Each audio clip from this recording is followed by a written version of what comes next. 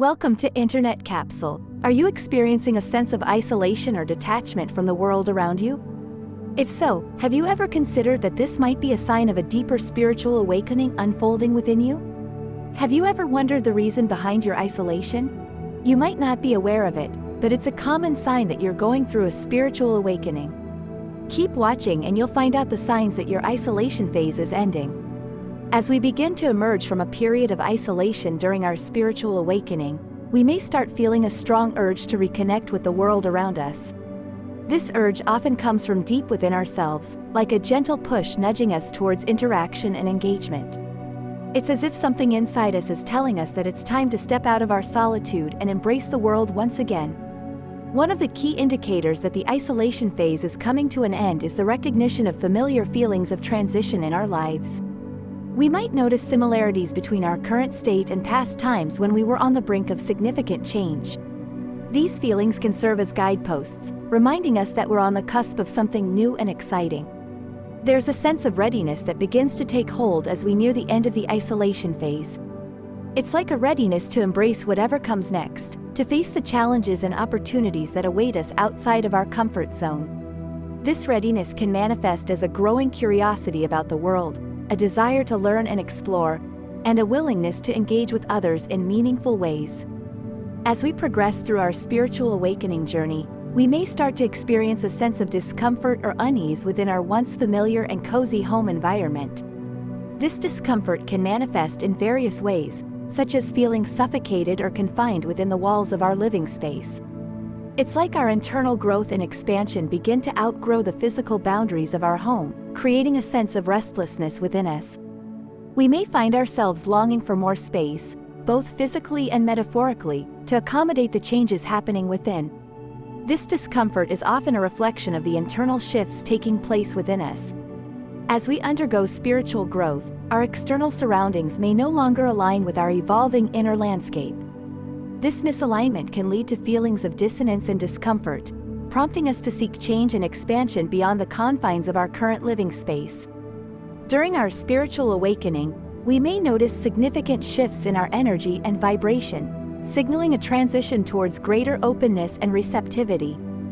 These shifts can manifest in various ways, such as feeling more attuned to the energy around us or experiencing heightened senses. One of the noticeable signs of the end of the isolation phase is a feeling of being more energetically aligned with others. We may find ourselves resonating with people and situations in ways we hadn't before, indicating a newfound sense of connection and harmony. This alignment often reflects our readiness to engage with the world and participate more fully in the collective human experience. Additionally, we may experience a heightened awareness of our own energy and how it interacts with the energy of our surroundings. This increased sensitivity can lead to a greater understanding of the subtle nuances of energy and vibration, allowing us to navigate our environment with greater clarity and purpose. As our vibrations continue to shift and evolve, we may find ourselves drawn to activities and experiences that uplift and inspire us. We may feel more drawn to spending time in nature, engaging in creative pursuits, or connecting with like-minded individuals who share our spiritual journey. As we near the end of the isolation phase during our spiritual awakening, we may start to sense an intuitive feeling urging us to make changes in our living environment. This feeling can be subtle at first, like a gentle whisper guiding us towards a new path. However, as we ignore it, external disruptions may arise, signaling the necessity for change.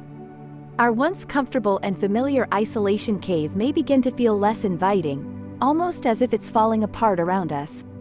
This can manifest as disruptions in our physical surroundings, such as unexpected repairs or maintenance issues cropping up.